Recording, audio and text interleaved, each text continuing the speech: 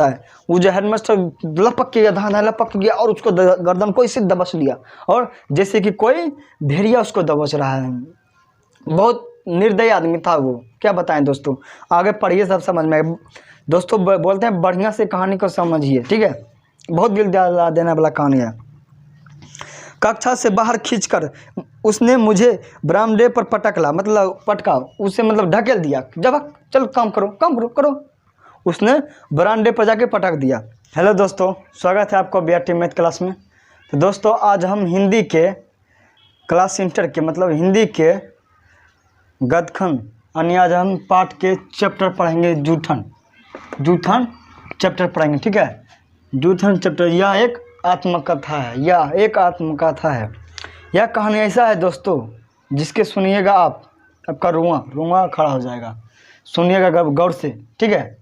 ऐसा कहानी यह है जिसके सुनकर आपका रुआ जरूर खड़ा होगा, नहीं खड़ा होगा तो हमको कहना।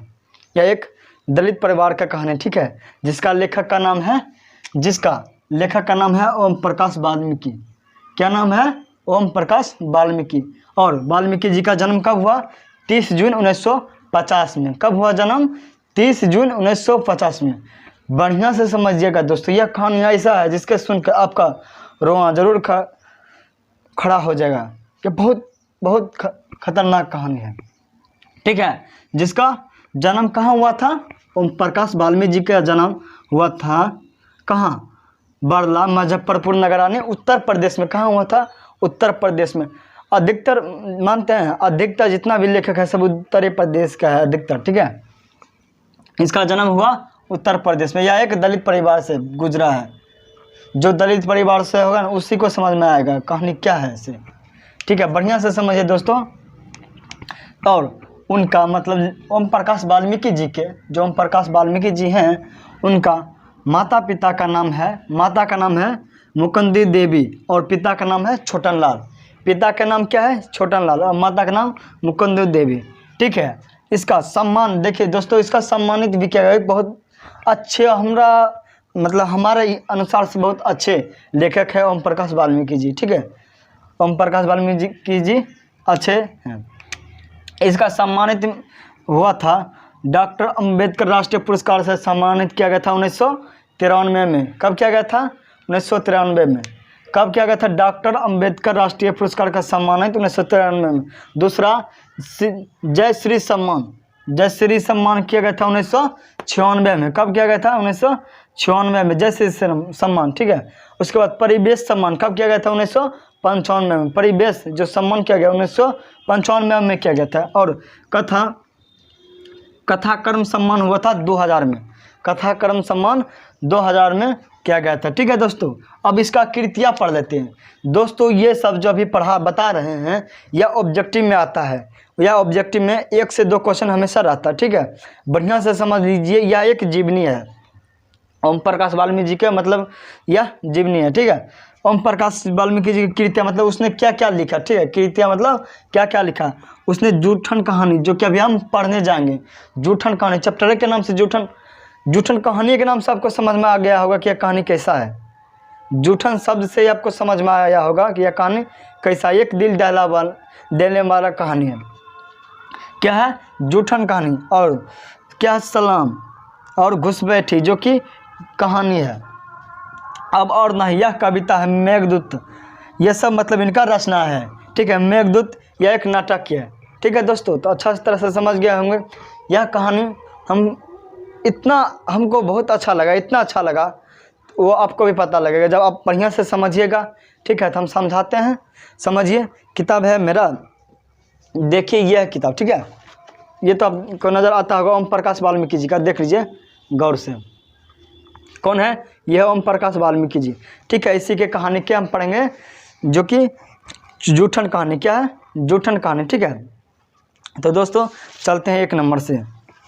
जूठन कहानी देख लीजिए पाठ, ठीक है। तो पढ़ाते हैं। एक रोज हेडमास्टर कलेराम ने अपने कमरे में बुलाकर पूछा। किसको पूछा?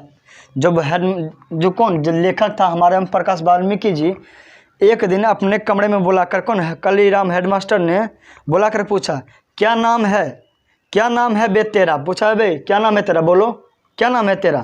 तब ओम प्रकाश वाल्मीकि मतलब धीरे से स्वर में डरते डरते बोलता है, मैंने डरते डरते धीरे स्वर में अपना नाम बताया।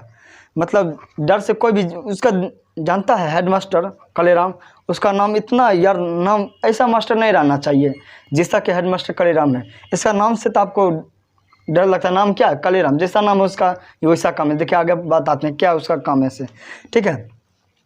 हेडमास्टर को देखते ही बच्चे सहमत जाते। पूरे स्कूल में उनकी दहशत थी। पूरे स्कूल में क्या था उनका? दहशत था। किसका? कलेराम हेडमास्टर के। उसको डर से सब बच्चे थर थर कांपते थे। तब दहशत थी। तब बोले चोरे का है? चोरे का है? तो हेडमास्टर ने पूछा चोरे का है तो मतलब जाति बोला। तो हेडमास्टर का दूसरा सवाल था, पहला था कि तुम चोरे जाति का है, तो दूसरा सवाल ये था हेडमास्टर का, तो उसने बोला कि हाँ, मतलब जी बोला कि जी हाँ। दूसरा सॉरी दोस्तों, मतलब दूसरा सवाल था कि तुम चोरे जाति का है, हेडमास्टर ने पूछा। तो लेखक ने बोला, ओम प्रकाश वाल्मीकि ने बोला, जी हाँ मैं चोरे जाति का हूँ। ठीक है, ठीक है। तो किसने बोला ठीक है? हेडमास्टर कलेराम ने बोला ठीक है। वह जो सामने शीशम का पेड़, बोला वो जो सामने शीशम का पेड़ खड़ा है उस पर चढ़ जा और टहनी तोड़ के झाड़ू बना ले। बोला कि वह जो देखो दूर में शीशम का पेड़ खड़ा है ना, दूर में शीशम का पेड़, वो जाके तोड़ लो, चढ़ के मतलब उस पर चढ़ के तोड़ दो उसको, टहनी तोड़ के, और शीशम के झाड़ू बना लो। पत्ते वाले झाड़ू बनाना। बोला कि हाँ बिना पत्ता वाला नहीं बनाना, ठीक है, पत्ते वाला बनाना। क्या बोला? पत्ते वाला बनाना, ठीक है, पत्ते बना। और पूरे स्कूल को ऐसा चमका दे जैसा शीशा। मतलब बोला कि ऐसा तुम मतलब इसको साफ कैसा झाड़ू लगाओ कि जिससे देखने में मस्त मतलब अच्छा लगे मैदान को, ठीक है, मतलब शीशा के जैसा चमकने लगेगा। बढ़िया से दोस्तों एक एक पॉइंट के समझिए। यह कहानी एक बहुत अच्छा कहानी है। यह एक दलित परिवार से तो लिखा गया ओम प्रकाश वाल्मीकि। आप जूठा नाम से ही समझ गए होंगे, ठीक है। तो चलिए बढ़ते पॉइंट पर। तेरे तो यही खानदानी काम है। और बोला कि ये तो तेरा खानदानी काम है, तुम जाओ झाड़ू लगाओ, ठीक है, जा फटाफट लगा, जा काम पर। बोला कि जा बेटा तुम फटाफट काम पर, मतलब नहीं बोलता है, जा बेटा तुम फटाफट काम पर लग जा। उसको काम पर मतलब झाड़ू लगाने के लिए बोल दिया। बेचारा वो पहला दिन पढ़ने आया था, ठीक है। तो हेडमास्टर के आदेश पर मैंने कमरे बरामदे साफ कर दिए। तभी वे खुद चलकर आए और बोले इसके बाद मैदान भी साफ कर दे। वो जो हेडमास्टर कहने पर ओम प्रकाश कौन? ओम प्रकाश वाल्मीकि जी ने मतलब चारों तरफ झाड़ू लेके की किया, मतलब साफ करने लगा, ठीक है, झाड़ू पूरे साफ करके, और बोला कि और ठीक है झाड़ू लेकर साफ किया। तो लंबा चौड़ा मैदान मेरे बावजूद से कई गुना बड़ा था। ऐसे तो आपको पता ही होगा, हाई स्कूल है, हाई स्कूल का तो लंबा चौड़ा मैदान हो भी करता है। उसको बावजूद जो ओम प्रकाश वाल्मीकि जी हैं उसके अनुसार से यह मैदान बहुत मतलब लंबा चौड़ा था, ठीक है, जिसे साफ करने में मेरा कमर दर्द करने लगी थी। एक छोटा सा बच्चा है, बताइए, उसको ऐसा काम करवाया रहा था, उसे साफ करते करते उसका कमर दर्द करने लगा। धूल से चेहरा सिर अट गया था। मतलब धूल से मतलब चेहरा मतलब नहीं कहता, जब कोई भी झाड़ू लगाए तो उसका चेहरा तो धूल से भर ही जाएगा ना, उसको धूल से चेहरा भर गया था, ठीक है। मुंह के भीतर धूल घुस गई, और मुंह के भीतर तो खांस लगा तो मुंह के भीतर धूल घुस गई। मेरे कक्षा में बाकी बच्चे पढ़ रहे थे और मैं झाड़ू लगा था। देखिए क्या अन्याय कर रहा था, देखने लिए ऐसा ही अन्याय। इस जैसा क्या था, जिसके जैसा नाम वैसा काम, वही हुआ इनके साथ। ये कलेराम है, इसका नाम है कलेराम, वो कलेराम के नियर काम भी कर रहा है। उस बताइए सबको क्या कहता है, बढ़ा रहा है, और ये चौड़ा जाती है तो इसको क्या कहता है, छोटे जाते हैं तो इसको झाड़ू लगवा रहा है।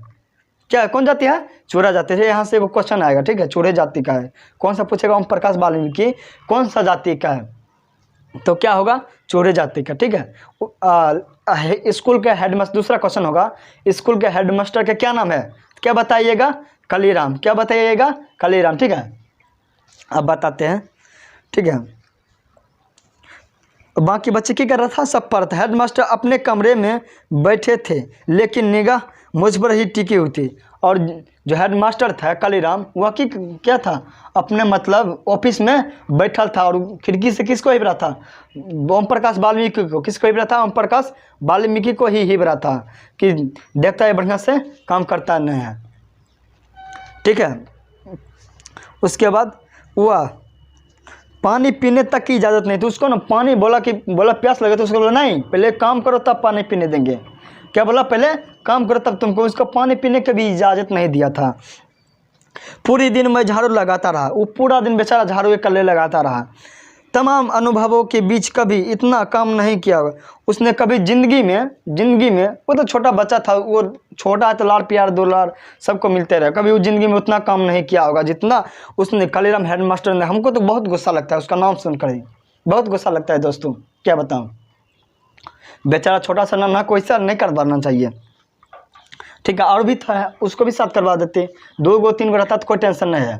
हाँ करवाए, लेकिन 2 गो 3 गो रहता, 4 गो रहता तो चलो बाकी बच्चे भी करवाता तो कोई टेंशन नहीं है। मात्र इसी से खाली करवाता है। तो देखिए आगे पढ़ते हैं। ठीक है, वह वैसे ही घर में वह भाई का मैं लाडला था। वो क्या था बताए थे, भाई का छोटा था और सबका प्यारा था। दूसरे दिन हो गया, तब घर गया। तो उसके बाद दूसरे दिन स्कूल पहुंचा। जाते ही हेडमास्टर ने फिर झाड़ू का काम लगवा दिया।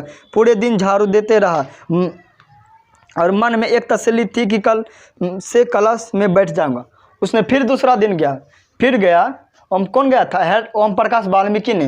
फिर गया दूसरा दिन पढ़ने के लिए। फिर उसी दिन भी उसको झाड़ू लगवाने के लिए बोला। तो उस दिन ठीक है, उसका मन में था कि हम मतलब आज पढ़ के जाएंगे, दूसरा क्लास को हम पढ़ के जाएंगे। उसने फिर तीसरे दिन मैं कक्षा में चुपचाप जाकर बैठ गया। थोड़ी देर बाद उनकी दहाड़ सुनाई दी। उनकी दहाड़ सुनकर मैं थर थर काँपने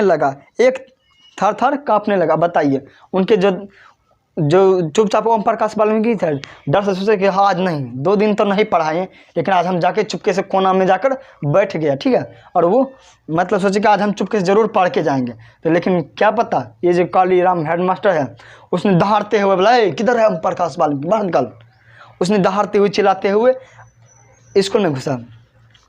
ठीक है, तब एक त्यागी लड़के ने चिल्लाकर कहा, जो मतलब उसके बगल में एक त्यागी लड़का, मतलब त्यागी को जाती है, मास्टर साहब वो बैठा है कोने में। बोला कि वो बैठा, मास्टर साहब वो कोना में बैठा है, देखिए जाइए वो कोना में बैठा है।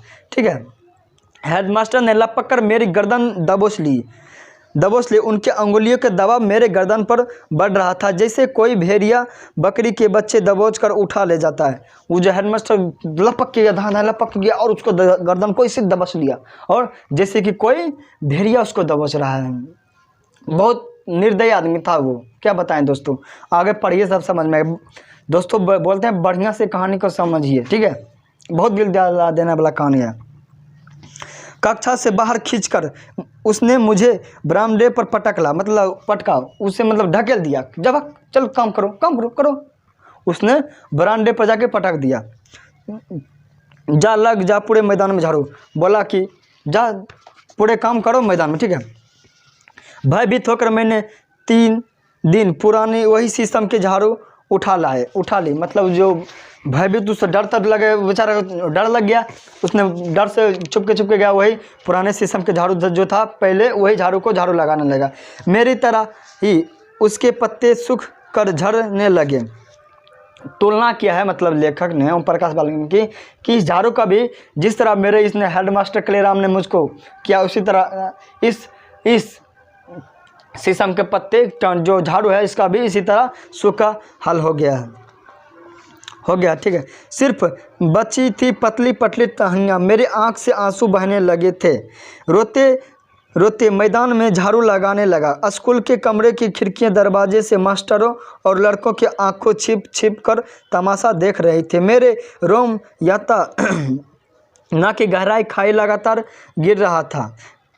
वो जो था न, मतलब सिर्फ जो था, और जो लेखा को डर की जब उसको ढकेल दिया तो उसको चोट लग गया, बड़ी जोर से ढक लगा उसको। बस वो कानने लगा, कानते बेचारा झाड़ू लगा। और बाकी मास्टर सब मतलब बरामदे पर खड़ा होकर उसको तमाशा देख रहा। और बाकी बच्चे जो था सब पढ़ रहा था, किसी से नहीं काम करवा रहा था, इतना ही था ये कठोर। और मत ऋषि से करवा रहा था। सब चुपके से इसको देख रहा था। ठीक है, ठीक है। मेरे पिताजी अचानक स्कूल के पास से गुजरे। मुझे स्कूल के मैदान में झाड़ू लगाते देखकर ठक गए। अरे मतलब बाहर से ही आवाज़ देकर बोले, मुंशी ये क्या कर रहे हो? वे प्यार से मुझे मुंशी जी कहते थे। उन्हें देखकर मैं फर्क पड़ा। वे स्कूल में मैदान में मेरा पास आ गया। मुझे रोता देखकर बोली, मुंशी जी रोते क्यों हो? ठीक है, ठीक से बोलिए क्या हुआ? जब वो उसका उसी रास्ता से कौन जा रहा था? लेखक के पिता जा रहा था। तो लेखक के पिता ओम प्रकाश वाल्मीकि जी को प्यार से क्या कहते थे? मुंशी जी। ऑब्जेक्टिव आएगा ओम प्रकाश वाल्मीकि को मतलब प्यार से क्या कहते हैं? क्या कहते हैं? मुंशी जी कहते हैं। जब वो जा रहा था उसके पिता जा रहा था तो उसको देखा, अरे ये तो मेरा बेटा है, ये मुंशी जी। तो बोला, अरे मुंशी जी क्या कर रहे हो तुम झाड़ू लगा रहा है। तो उससे देखते ही मतलब जो लेखक था मतलब देखते उसके मतलब और रोने लगा। उसका मतलब दिल बहुत कम। बोला, रोते क्यों? क्या हुआ? ठीक से बताओ, ठीक से बताओ, ठीक से बताओ। तो मतलब मैंने हिचकिचा कर पूरी बात पिताजी को बता दी। 3 दिन से रोज़ झाड़ू लगवा रहे थे, कक्षा में पढ़ने भी नहीं थे। बताइए कितना बोला कान कर, मतलब लेखक बोला कान कर कि पापा मुझे ये 3 दिन से झाड़ू लगवा रहे हैं और मुझे पढ़ने नहीं देते हैं। और खाली बोलता है तुम्हारा यही काम है, तुम यही करो। पिताजी को तो अब पता है क्या होगा। कोई भी अपना बाल बच्चा को इससे काम करते देखेगा तो किसी को पिताजी को क्या होगा? कोई भी रहेगा, चाहे छोटा जाति चाहे बड़ा जाति, किसी को भी गुस्सा आइबे करेगा। ठीक है, किसी को। पिताजी ने मेरे हाथ से झाड़ू छीन कर फेंक दी। बोले चलो फेंको इसको, फेंको। झाड़ू छीन कर फेंक दी। उन्हीं आँखों में आग की गर्मी उतरा और बहुत गुस्सा सा पड़ा लाल। हमेशा दूसरों के सामने कमान बन रहे थे, मतलब कभी किसी के सामने इतना गुस्सा वो कभी पहले नहीं हुआ था। पिताजी के लंबी घनी मूछे गुस्से से फड़फड़ाने लगे, मतलब गुस्सा से पूरा मतलब मूछ करने, मतलब पूरा गुस्सा उसको इतना गुस्सा आ गया, कुछ कह नहीं, गुस्सा बहुत आ गया था। ठीक है, चीखने लगी, कौन है मास्टर वो जो मेरे लड़के से झाड़ू लगवा रहा है? बोला कौन है मास्टर? बोला उसको जो मेरे बच्चे से झाड़ू लगवा रहा है।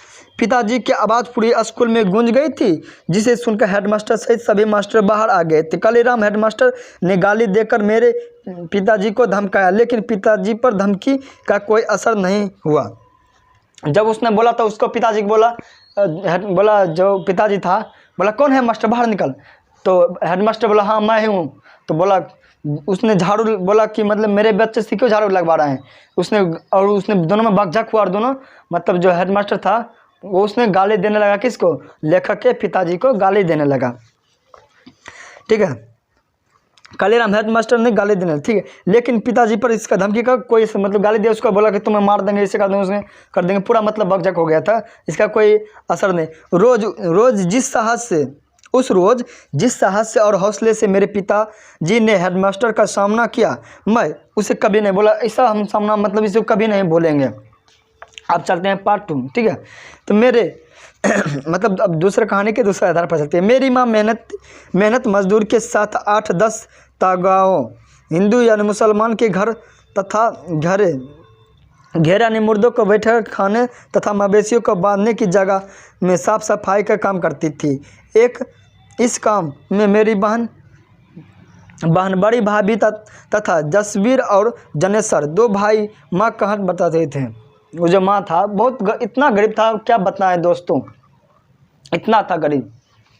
उसके माँ मतलब दूसरे के मेहनत मतलब काम करता था। घर के जो था मवेशी मतलब जानवर उनवर है ना, मतलब उसका जो गोबर ओबर कहते हैं उपला, उसको मतलब वहाँ से उठा कर फेंकता था। ठीक है, उसके काम में कौन बताता था?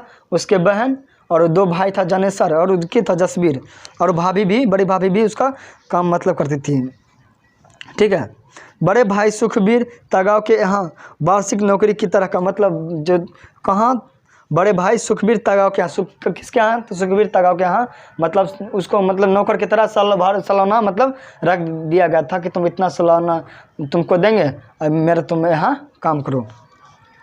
प्रत्येक तगा के घर में 10 से 15 मवेशी, गाय भैंस और बैल सामान्य बातें, मतलब प्रत्येक के घर में जरूर 10-20 यानी 10-15 मतलब सबके पास था, ये सामान्य बात है। उनके गोबर उठाकर गांव से बाहर कुड़ियाँ पर ये उपले बनाने की जगह पर डालते, मतलब वो जो था उसका परिवार था, कौन उसके मम्मी था, भाई था, वो सब जो गोबर उठाकर क्या करता था, मतलब जहाँ उपला बनाया जाता वहाँ फिर डालता था। ठीक है।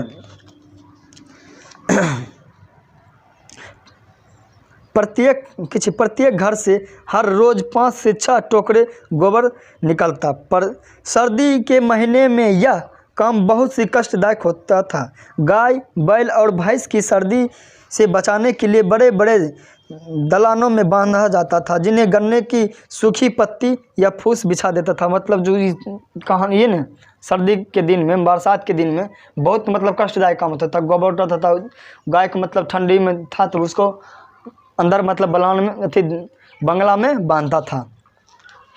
ठीक है। और रात भर जानवर को गोबर और मूत्र उसी दलान में फैलता रहता था। 10-15 दिनों बाद एक बार पत्ती बदलती जाती थी, मतलब 10-15 दिन में जो था उसने बिछाया था उसको मतलब बदलता था।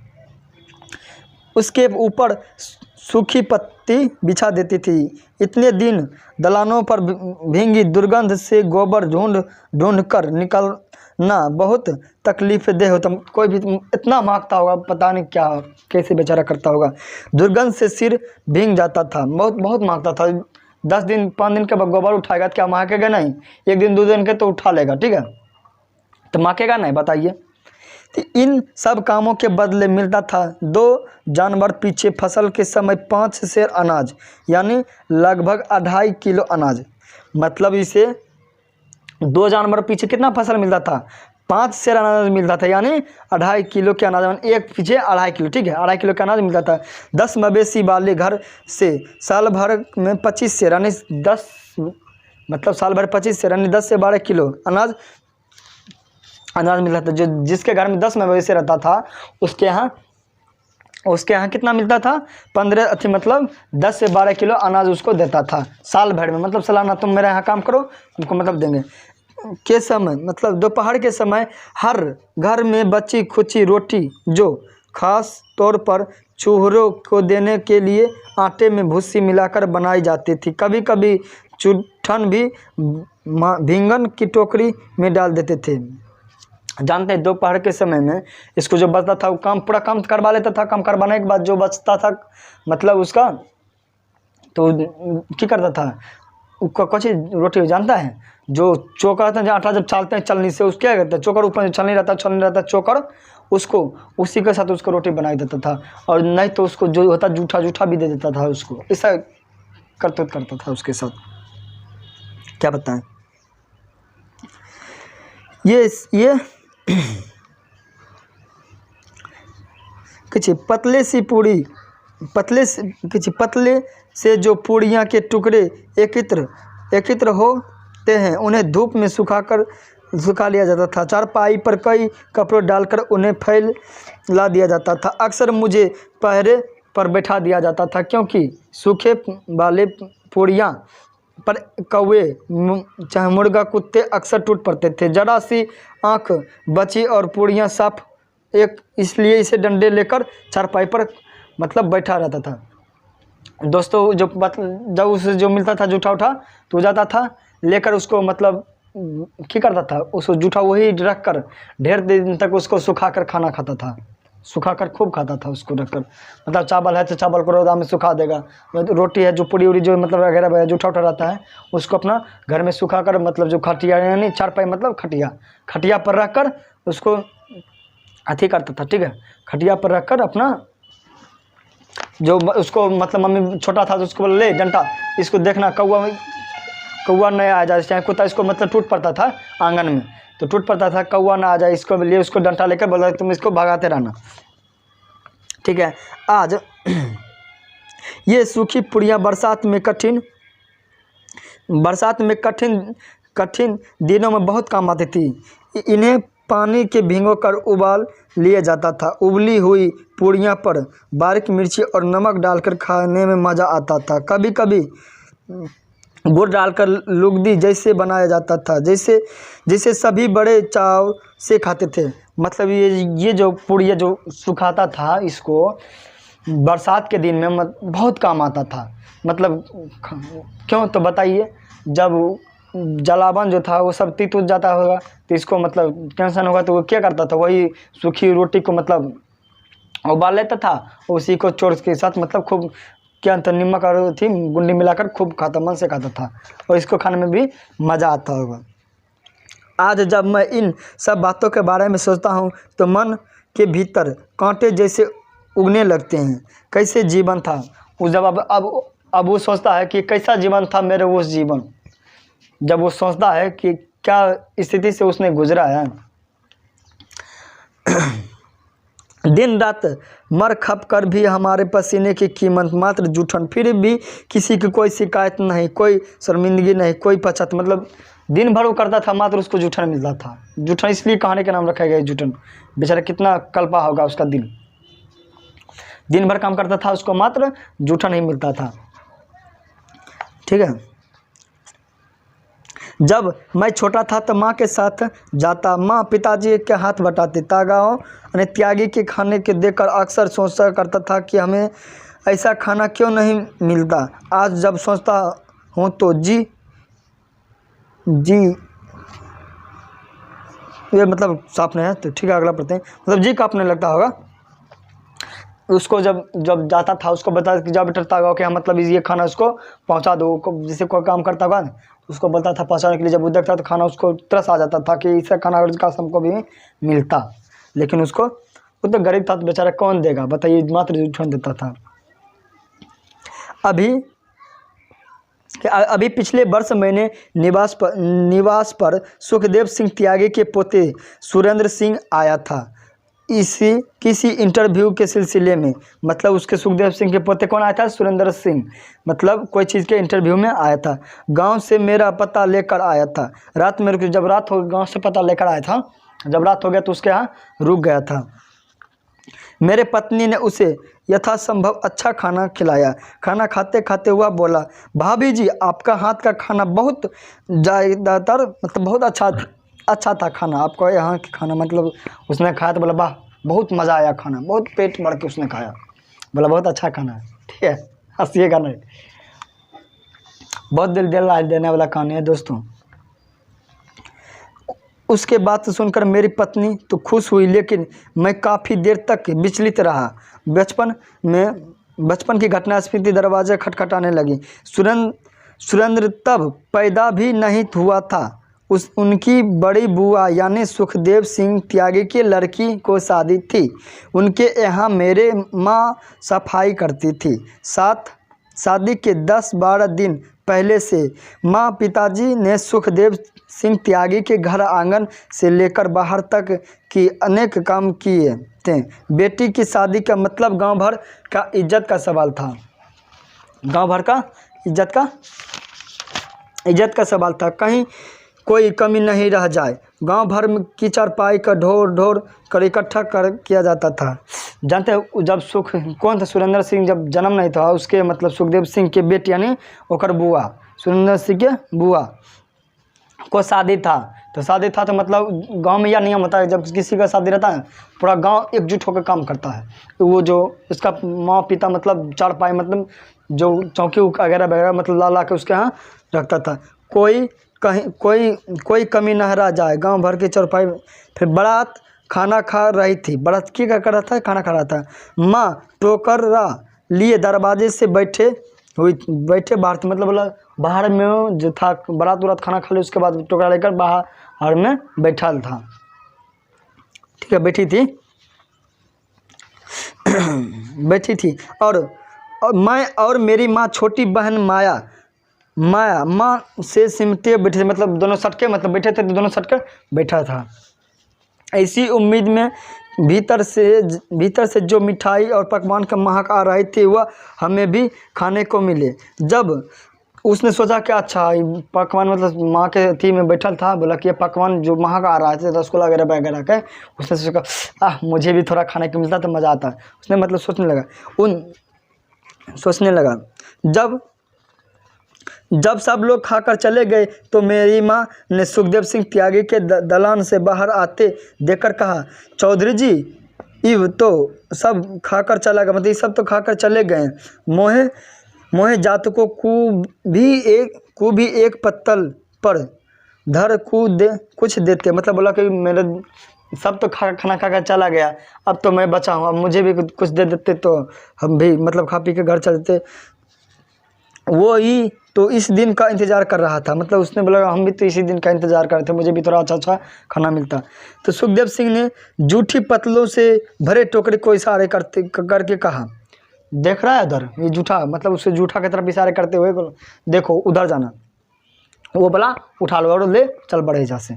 उसने बोला फिर टोकरे भर के जो जूठन ले जा रहे थे ऊपर से जातकों के लिए खाना मांग रही, अपनी औकात में रह चूरी, उठ टोकर दरवाजे से और चल बन। बोला जब मांगा कि तो बोला ये देखता है जूठा भी भर लिया है एक टोकना और ऊपर से खाना भी मांगती है, चले बन ऐसा से निकल, हो गया।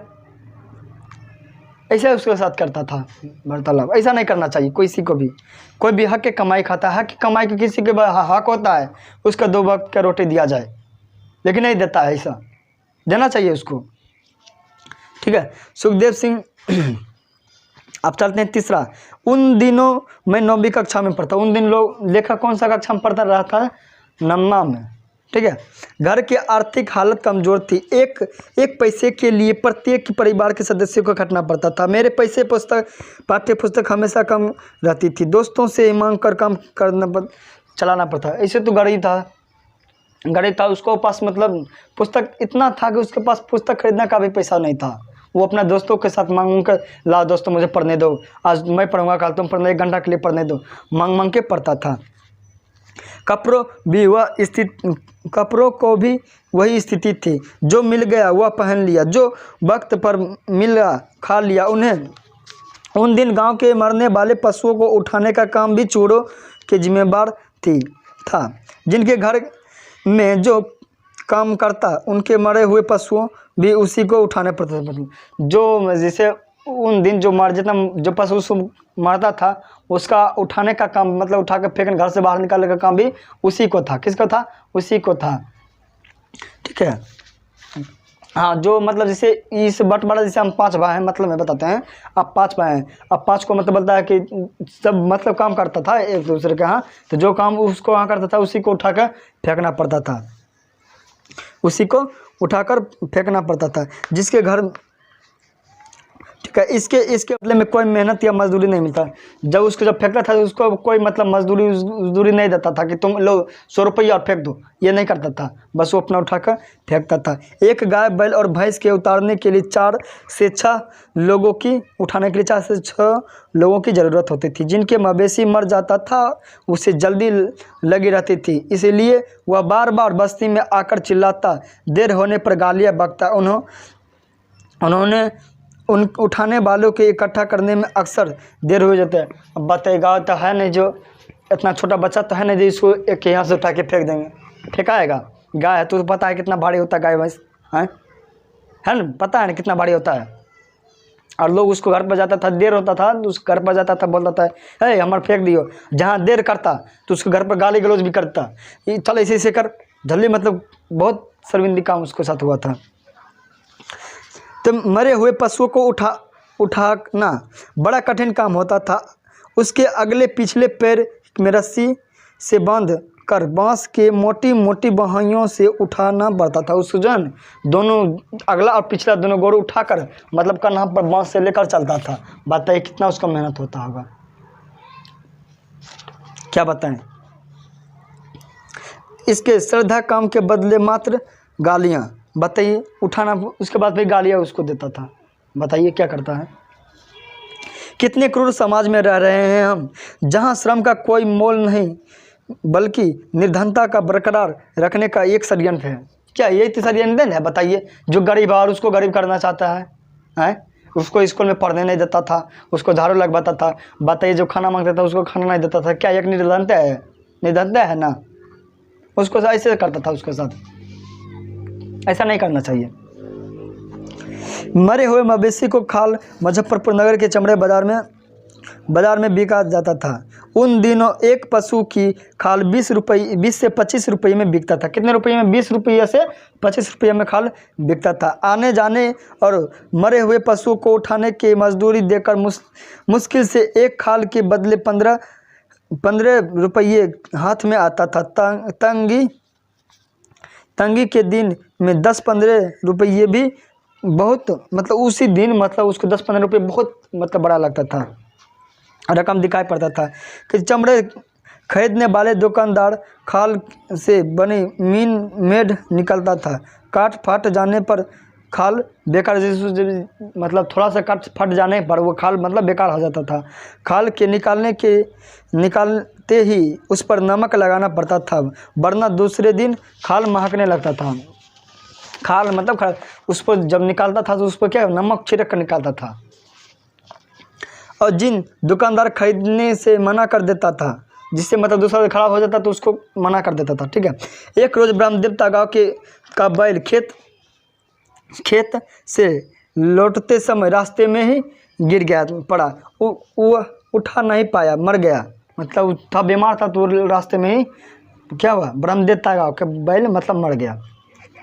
कुछ ही देर बाद ब्रह्मदेवता गाँव ने हमारे घर खबर कर दी। पिताजी और मुझे बड़े भाई जनेश्वर उस रोज़ किसी रिश्तेदार के गए थे, जो उसका भाई था। पिताजी और उसका भाई जनेश्वर बड़का भाई मतलब कोई रिश्तेदार के यहाँ गया था, कोई पार्टी उटी, मतलब पार्टी तो पहले नहीं था, मतलब कोई रिश्तेदार में कुछ काम से गया होगा। घर पर माँ और मेरी बहन माया और सब से बड़े भाभी देवी ही रहते थे। जसबीर उन दिनों देहरादून में था मामा के पास। जसबीर कहाँ था? देहरादून में था मामा के पास। माँ परेशान हो गई थी, बैल के खाल उतारने किसे भेजें। इसके बताए थे दोस्तों कि जो मतलब जिसके यहाँ जो काम करता है उसी को फेंकना पड़ता था। उसके दोनों बाप मतलब उसका पिता लेखक के और उसका भाई दोनों तो चल गए थे किसी दूर के रिश्तेदार में, तो लेखक एक बच गया, उसका भाभी और बहन था और माँ था। अब तो उसको कौन मतलब करेगा, वो अब सोचने लगा। तब माँ के फिक्र लगी थी कि कहीं हमारे पहुँचने से पहले मतलब आगे बढ़ गए थे। ठीक है। तो उन्हें छोड़ पाने की स्थिति में मान नहीं थी। मतलब सोचा वाह कहीं ये तो 10-20 रुपये, चलो छोड़ो, किसी को बोलते हैं मदद करने के लिए, जो 2-4 रुपया हो जाएगा तो अच्छा बात है। हार मारकर माँ ने मुझे चाचा के साथ भेज दिया। मेरा चाचा सोल्डरनी काम चोर था। उसका चाचा कौन था? मतलब बहुत काम चोर था, उसको काम करने में बहुत मतलब हमरा से नहीं मतलब बहुत करता था। बस सारा दिन ढोल ताशों में लगे रहते थे, मेहनत के काम पर कतरत थे। मतलब मेरे दिन भर ढोलक बजाते रहता था, ढन। चाचा ने खाल उतारने शुरू की। उस समय मैं कौन था? स्कूल में, मतलब जो लेखक था स्कूल में था। माँ ने थक हार कर मुझे बुलाया। वो नहीं बुलाना चाहती थी, फिर भी उसने मतलब बुलाया लेखक को, बोला कि चलो 10-15 रुपये का बात है भाई, तो लाना चाहिए। उस समय बहुत रकम तो था, गया लाने के लिए। माँ ने मतलब हर फर्क के उसके साथ। माँ के फिक्र लगी थी कहीं हमारे पहुँचने से पहले बैल पर गिद्ध या जंगली जानवर ना टूट पड़े। मतलब उसको डर लगा था कहीं नहीं उसको टूट ना पड़े, इसलिए उसे चाचा के साथ भेज दिया। चाचा ने खाल उतारना शुरू की।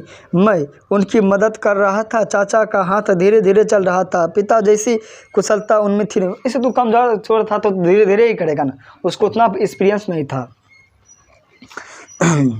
थोड़ी देर बाद वो थक कर बीड़ी पीने लगे, मतलब थक कर बैठ गया। उसने क्या किया, बीड़ी थोड़ा झट से जेब निकाला और पीने लगा। चाचा ने एक छुरी मेरे हाथ में पकड़ा दी। चलो ले पकड़ो। एक छुरी उसने हाथ में पकड़ा दी। ठीक है। बोला अजीब से मतलब पकड़ा दी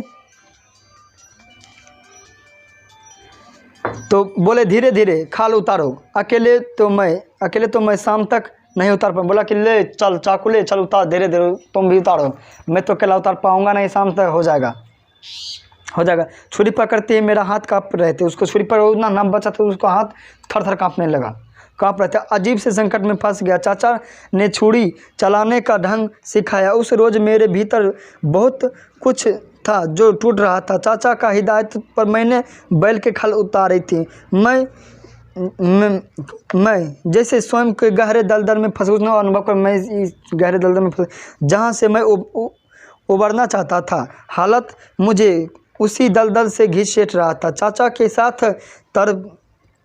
तड़पी दोहरी से जिस यातना को मैंने भोगा था, आज भी उसको जख्म मेरे तन पर, मतलब जिस तरह उस संकट में हमने बिताए हैं, आज भी हमको याद आ रहा है उस संकट में उसने लेखक किया था।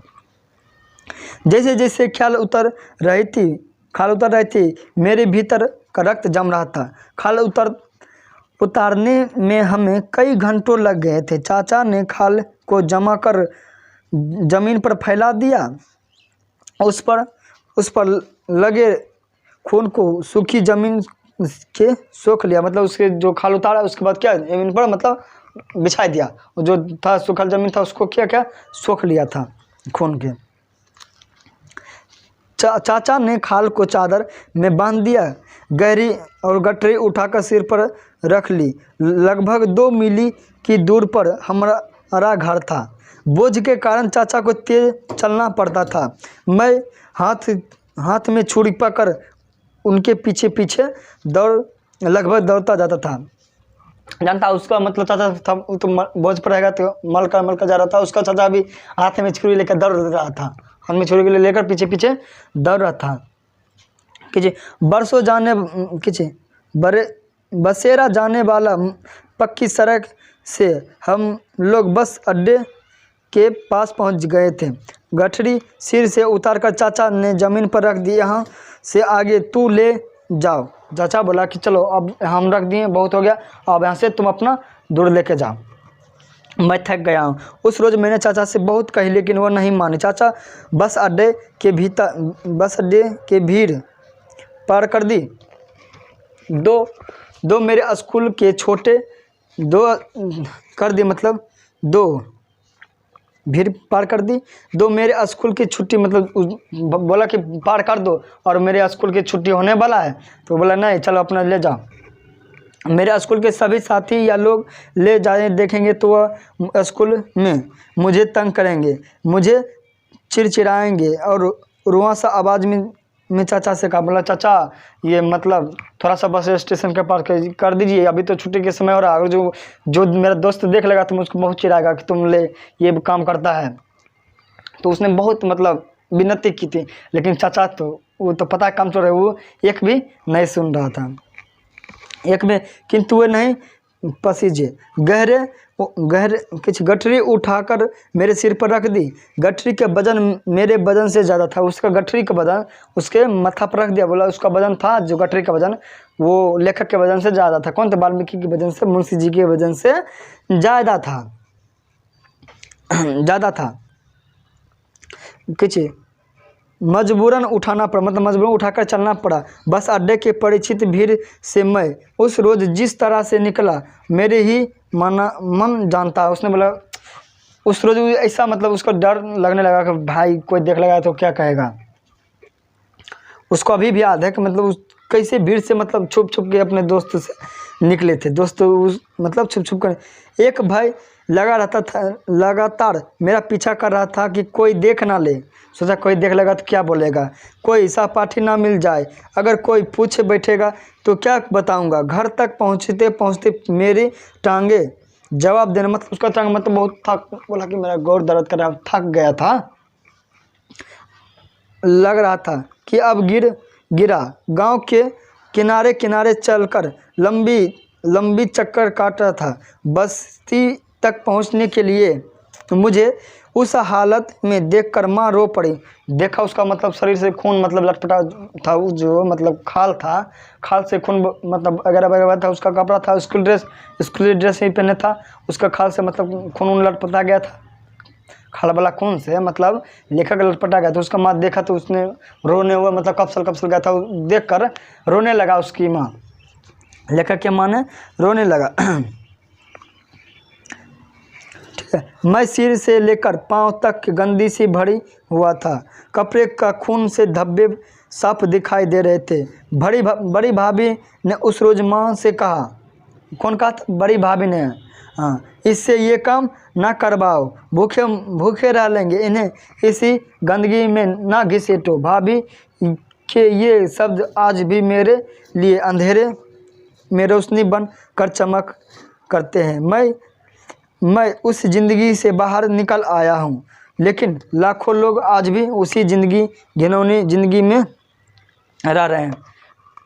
तो दोस्तों, ये था इसका कहानी। बताइए, उसका भाभी उसी दिन वो अपना भाभी को, जब उसका भाभी बोला कि ये काम इससे नहीं करवाओ और इसको कहा लिखी से पढ़ रहा है तो इसको पढ़ने दो, आगे बढ़ने दो, ये बात उसको बहुत अच्छा लगा। सोचा कि हम भी कुछ बड़ा करके दिखाएंगे, वो उसने करके दिखाया। तो बोलता है ना, कभी किसी का बात गौर से मतलब करना चाहिए। ठीक है दोस्तों, तो आज बस इतना ही। कहानी आपको अगर जो अच्छी तरह समझ में आया होगा तो हमारे चैनल को लाइक सब्सक्राइब कर दीजिएगा। ठीक है, तो इसका ऑब्जेक्टिव हम अगला वीडियो में, नेक्स्ट वीडियो में देंगे। और हिंदी और मैथ अगर बढ़िया से पढ़ना चाहते हैं तो दोस्तों हमारे चैनल पर जुड़े रहिए। ठीक है, और अपने दोस्तों को साथ भी शेयर कीजिए और जुड़वाइए। ठीक है, तो चलिए अब से हम विदा लेते हैं दोस्तों। बस इतना, वीडियो लंबा हो गया है, जिससे बहुत लंबा हो गया है, 1 घंटा का लमसम हो गया होगा। तो चलिए अब इसको समाप्त करते हैं। जय हिंद दोस्तों।